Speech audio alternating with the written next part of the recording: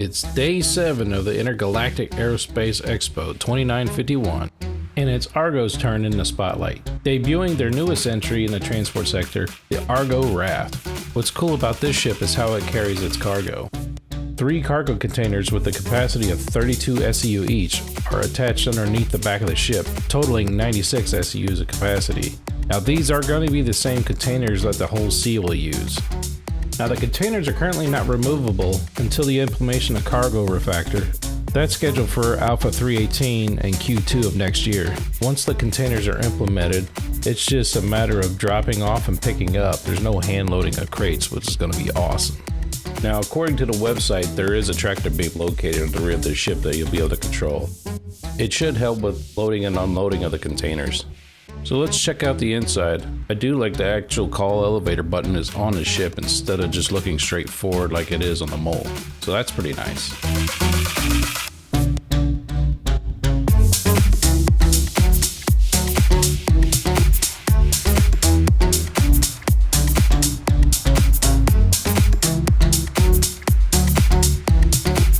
Now riding the elevator up to the lower deck is going to take you into this little central room here, where it splits up between the bridge, the airlock, and the crew quarters.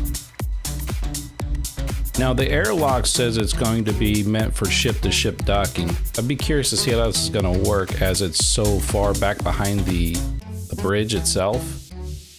So maybe this will actually extend beyond the nose of the ship, so it can actually reach the ship that you're trying to dock to. So the next area we're going to check out is the living quarters. This ship's designed to run really lean with only a crew capacity of 2. I do like this space though. You got a nice kitchen area, somewhere to sit down and eat, and it also has an area to sleep with the bunk beds. The only thing I would really change is maybe have the beds kind of in a private room by itself, so if someone is walking around, you wouldn't disturb anybody. In this room we got storage for the crew, including double gun racks and the bathroom. There's also a ladder to sneak upstairs if you need to without going up the elevator in case you lose power. And with most ships like this, the bathroom does have the shower in it as well. So that's a nice touch. Now moving on to the bridge, it's pretty much what you expect. 2 seats, you got a pilot and co-pilot. And there's pretty much nothing else up here. But if you're used to piloting the mole, you'll feel right at home here. Alright, let's go check out the upper deck. So instead of clicking on the door, you actually have an elevator button to use.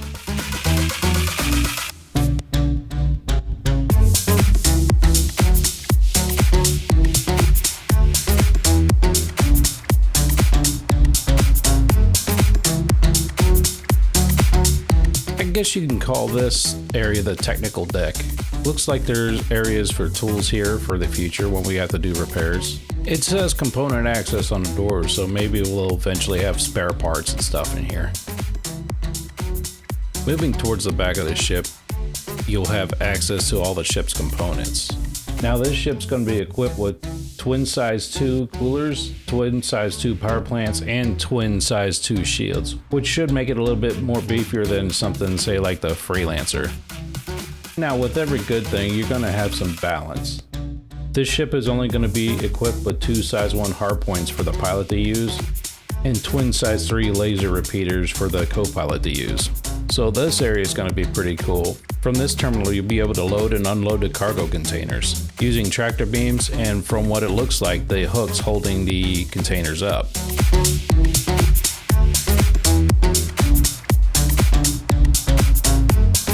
Stats are cool and all, but how does this thing actually fly?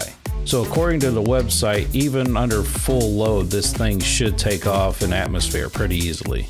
For flying characteristics, if you're used to flying the mole, you should do fine in this. Although I do feel like this thing is just a little bit less responsive.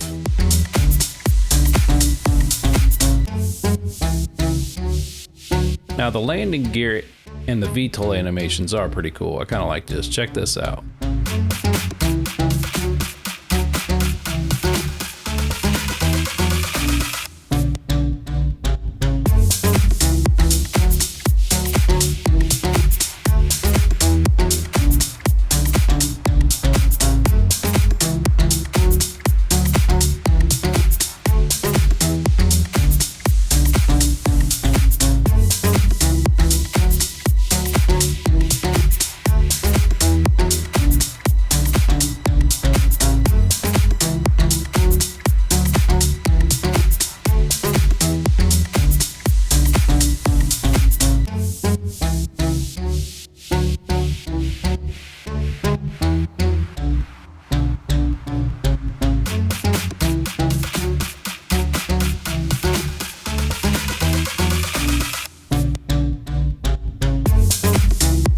Now, if you were to get into some combat with this thing, it is kind of slow. Its combat speed is around 135 meters a second.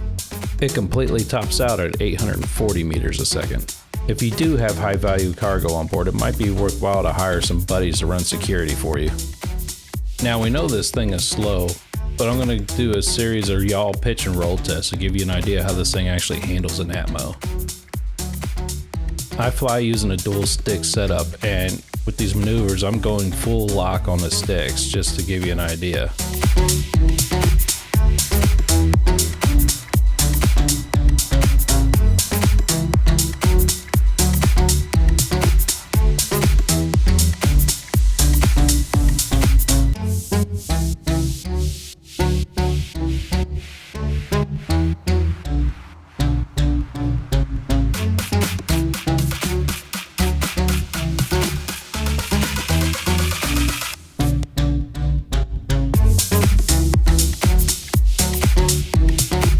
Now, the worst offender I think is on the roll. Going upside down, it almost didn't come back around. You can see it pause right about there. It's still full lock and it's not quite going.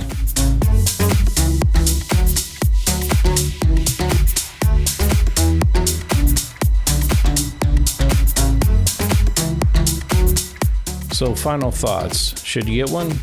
I don't know. I'm still kind of on the fence. I do like it. I love the design of it. I like the idea of being able to haul cargo containers with it, especially when 318 comes out. But my big problem with it is if you're going to use it to haul refined ore, say from when you're using your Argo mole, something from the Hercules line would be better suited for that role. So comment down below. Tell me what you guys think of it. Are you going to buy it or are you going to pass? I'm going to know what you guys think. The one thing I do know is it's no match for a bridge.